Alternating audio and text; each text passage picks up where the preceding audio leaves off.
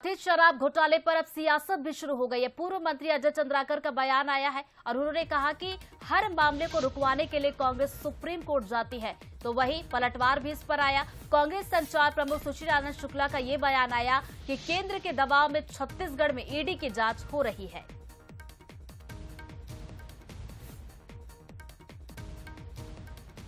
ये तो स्टेट, यह तो न्यायिक मामला, आगे उसमें आएंगे। ईडी क्या कदम उठा रही है इसको देखना।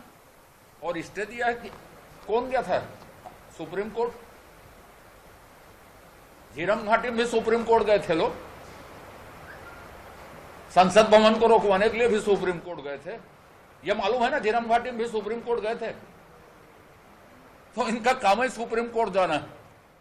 छत्तीसगढ़ की कांग्रेस की सरकार से भारतीय जनता पार्टी राजनीतिक रूप से मुकाबला नहीं कर पा रही है, तो ईडी और आईटी को आगे करके इस प्रकार के षड्यंत्र रचे जा रहे हैं। छत्तीसगढ़ का शराब घोटाला ईडी के द्वारा लिखी गई एक फर्जी पटकथा है और सुप्रीम कोर्ट ने इसकी जांच पे जो रोक लगाया है उससे हमें पूरा भरोसा है कि इसकी सच्चाई सामने आएगी।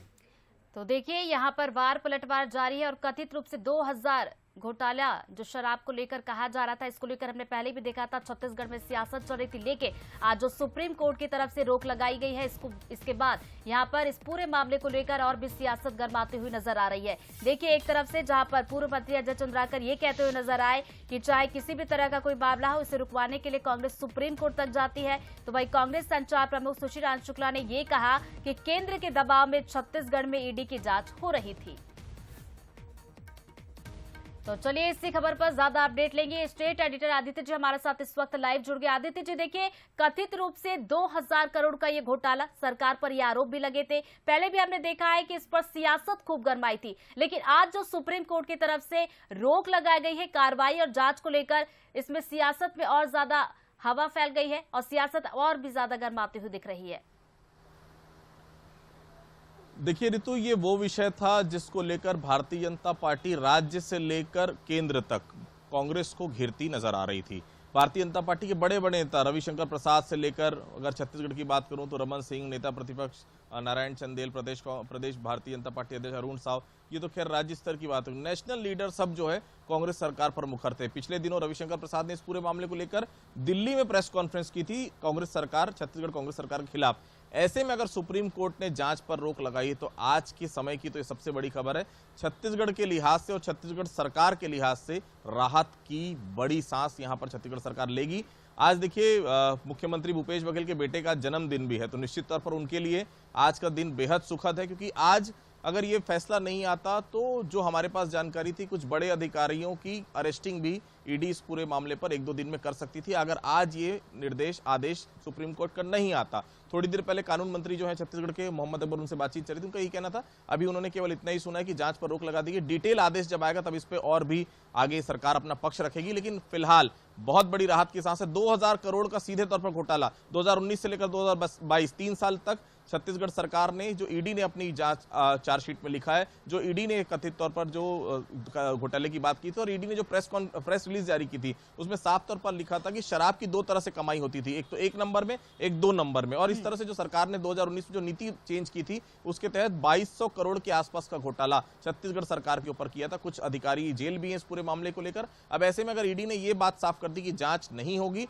और कहीं ना कहीं ये जो जांच की दिशा जा रही थी ये गलत जा रही थी, इस प्रकार से ईडी जांच नहीं कर सकती, सरकार के लिए बहुत बड़ी राहत है। फिलहाल इस पे सरकार का क्या पक्ष होगा देखने वाली बात होगी आने वाले समय में। लेकिन आज के समय में, आज के दिन में सरकार के लिए शायद पिछले 3 से 3.5 साल में इससे बड़ी खबर नहीं हो सकती। बहुत बड़ी खबर है सरकार के लिहाज से। बिल्कुल, सरकार के लिहाज से देखा जाए आदित्य जी, जैसा कि आप बता रहे हैं कि बड़ी खबर है, राहत की भी खबर है, लेकिन देखिए, हमेशा जैसे कांग्रेस की तरफ से यही आरोप लगते हैं कि भाई केंद्र के दबाव में ये ईडी की जांच की जाती है। और ये भी कहा जा रहा है कांग्रेस की तरफ से कि कहीं ना कहीं सुप्रीम कोर्ट की तरफ से ये जो झटका लगा है, यानी कि ये साफ होता है कि केंद्र के दबाव में ही ईडी की तरफ से कार्रवाई की जा रही थी। आदित्य जी। बिल्कुल रितु जी, देखिए सबसे बड़ी बात है कि केवल ये छत्तीसगढ़ की कांग्रेस सरकार की रिलीफ नहीं है, आप इसको नजीर समझिए।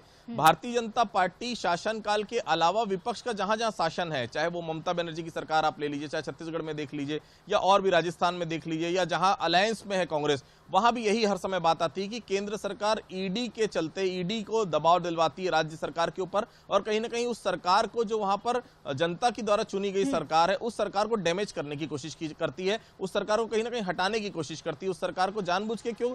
कि जो केंद्र में शामिल हो जाता है, जो बीजेपी में शामिल हो जाता है, वही आरोप उसके धुल जाते हैं। हेमंत बिस्वा के केस में यही हुआ, सबसे बड़ा भ्रष्टाचारी कहलाते थे, कांग्रेस का आरोप था, और जैसे वो बीजेपी में आ जाते भ्रष्टाचार खत्म हो जाता। तो ये केवल छत्तीसगढ़ कांग्रेस सरकार के लिए नहीं है, छत्तीसगढ़ के अलावा भी जितने भी विपक्ष की सरकारें जहां जहां उनके लिए फैसला बहुत बड़ी नजीर साबित हो सकता है। तो चलिए, बड़ी खबर है छत्तीसगढ़ के लिहाज से, नजरें बना रखिएगा आदित्य जी, आगे भी इस खबर पर हम अपडेट लेंगे। फिलहाल बहुत बहुत शुक्रिया आपका जानकारी के लिए। तो बता दें कि कथित रूप से ये शराब घोटाला 2000 करोड़ के घोटाले का आरोप ईडी ने सरकार पर लगाया था, और अब सुप्रीम कोर्ट की तरफ से ईडी को झटका लगा है, क्योंकि कार्रवाई और जांच को लेकर रोक लगा दी गई है।